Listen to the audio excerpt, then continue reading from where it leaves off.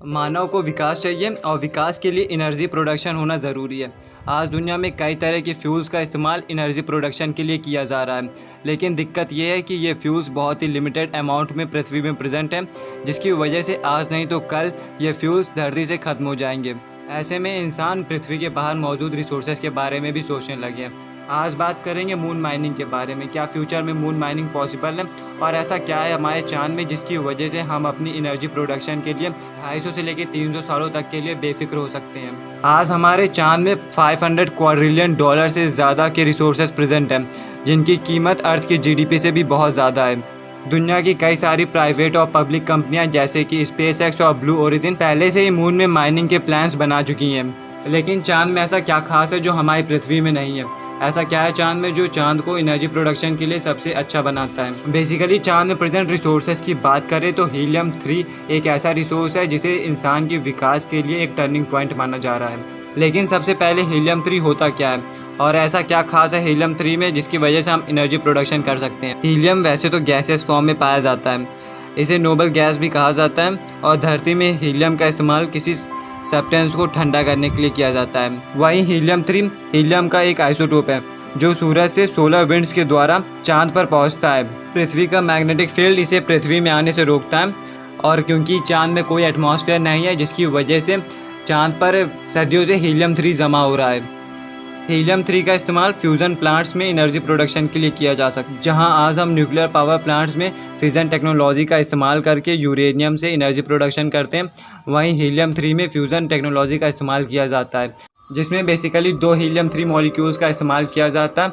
उनका आपस में कोलिजन कराया जाता है और कोलिजन करने के बाद एक नया मॉलिक्यूल बनता है और इस पूरे प्रोसेस में जो एनर्जी प्रोड्यूस होती है उसका इस्तेमाल हम इंसान अपने लिए करते हैं। ऐसा कहा जाता है कि हीलियम 3 का इस्तेमाल करने से जो एनर्जी प्रोड्यूस होगी वो किसी न्यूक्लियर वेपन से भी बहुत ज़्यादा होगी। तो इसमें एक दिक्कत ये भी है कि इसमें जो एनर्जी प्रोड्यूस होगी उसको हम इंसान कंट्रोल कैसे करेंगे।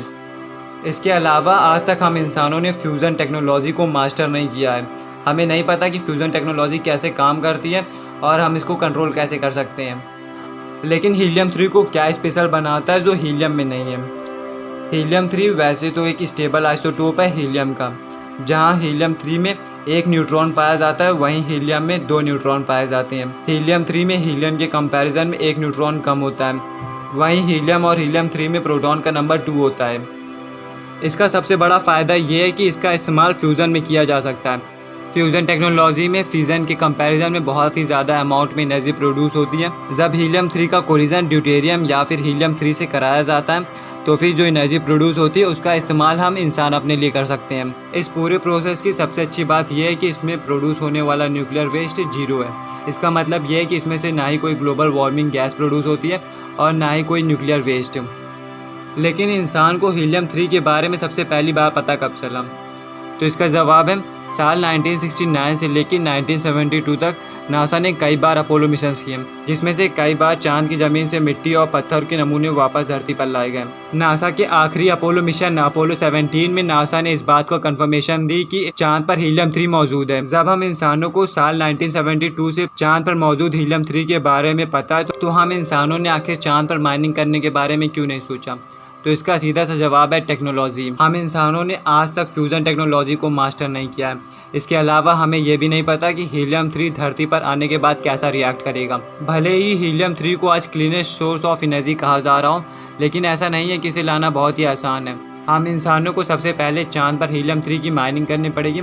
उसके बाद हमें ये टेस्ट करना पड़ेगा कि हीलियम 3 को लिक्विड फॉर्म या गैसेस फॉर्म में लेकर धरती पर जा सकते हैं। और ऐसी एक स्पेस फ्लाइट का खर्चा भी कई करोड़ों रुपए में होगा, जिसके बाद अगर हम इससे एनर्जी प्रोड्यूस भी कर लेते हैं तो वो किसी काम की नहीं होगी, क्योंकि इससे हमें नुकसान ही हो रहा होगा। अगर हम आज ही चांद पर माइनिंग स्टार्ट करते हैं तो पहली स्पेस फ्लाइट का खर्चा बहुत ज़्यादा होगा, जिसके बाद हम धीरे धीरे स्पेस फ्लाइट पर खर्चा कम करते रहेंगे और हीलियम 3 एक एक्सेसिबल टेक्नोलॉजी बन जाएगी। पर उससे पहले हमें पृथ्वी पर ही फ्यूज़न टेक्नोलॉजी को मास्टर करना पड़ेगा और उसके बाद ही हम जाके हीलियम 3 को धरती पर लाकर उसे एनर्जी प्रोडक्शन के लिए इस्तेमाल कर सकते हैं। उम्मीद करते हैं आपको आज का वीडियो पसंद आया होगा। ऐसे ही अमेजिंग साइंटिफिक वीडियोज़ के लिए जुड़े रहिए हमारे साथ। सब्सक्राइब करिए हमारे चैनल को and press the like button.